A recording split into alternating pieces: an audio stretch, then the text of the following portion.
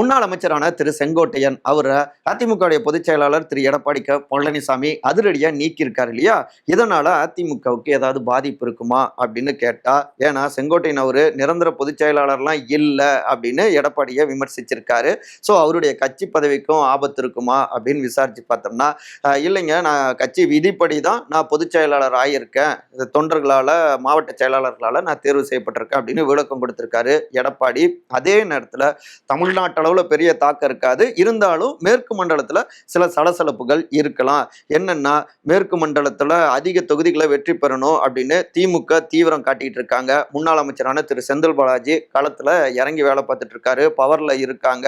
Vitamin பாவை தாராளமா புழக்கத்துல விடுவாங்க. இதெல்லாம் பாதிப்பு கொடுக்கலாம். அடுத்து கூட்டணியில் இருக்கின்ற பாஜகவும் இப்ப கோவையிலேயே 5 தொகுதிகள் வேணும், ஒரு தொகுதி தான் கொடுத்தீங்க அப்படின்னு கேட்டுக்கிட்டு இருக்காங்க. இன்னொரு பக்கம் மேற்கு மண்டலத்துல சேலம் உள்ளிட்ட பல்வேறு மாவட்டங்கள்லயும் தொகுதிகள் வேணும் அப்படின்னும் எதிர்பார்க்கிறாங்க. ஏற்கனவே 57 தொகுதிகள்ல கிட்டத்தட்ட 40 தொகுதிகளை அதிமுக வெற்றி அடைஞ்சிருக்கு.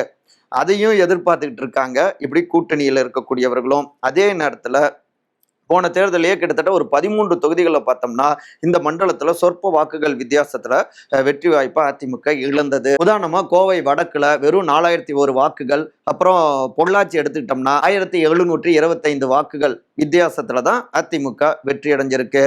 இது எல்லாமே கொஞ்சம் டஃப் கொடுக்கலாம் 2026ல. இப்ப இந்த இடத்துல மேற்கு மண்டலத்துல முக்கிய முகமான செங்கோட்டையன் அவரை நீக்கினால அது கூடுதல் அதிருப்தியும் உருவாக்கலாம். ஆனாலும் இதை சரி செய்யக்கூடிய வேலைகள்ல இப்ப தீவிரமா இறங்கியிருக்காங்க எங்களுடைய எடப்பாடி அப்படிங்கிறாங்க அவரோடு நெருக்கமாக பயணிக்கக்கூடிய ரத்தத்தின் ரத்தங்கள்.